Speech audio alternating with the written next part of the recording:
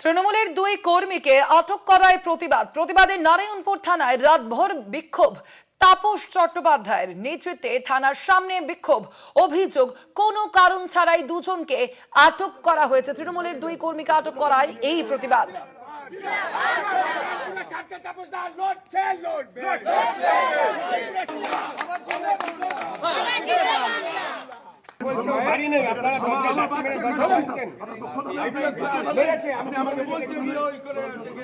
শাকিল মুস্তাক রয়েছেন মামুনি ফোন লাইনে। শাকিল, ঠিক কি কারণে এই বিক্ষোভ? তাপস চট্টোপাধ্যায়ের তরফ থেকে বিষয়ে কি জানানো হয়েছে?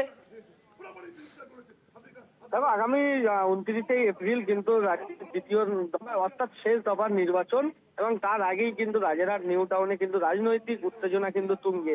মূলত গতকাল গভীর রাতে কিন্তু নারায়ণপুর থানার পুলিশ রাজারহাট নিউ টাউনের বিধানসভার তৃণমূল কংগ্রেস প্রার্থী তাপস চট্টোপাধ্যায়ের অনুগামীদের কিন্তু বাড়ি বাড়ি গিয়ে হুমকি এবং দুজন তৃণমূল কংগ্রেস কর্মীকে কোনো কারণ ছাড়াই কিন্তু তারা আটক করে আনে, এমনটাই কিন্তু অভিযোগ করছে রাজারহাট নিউ টাউন বিধানসভার বিধায়ক তাপস চট্টোপাধ্যায়।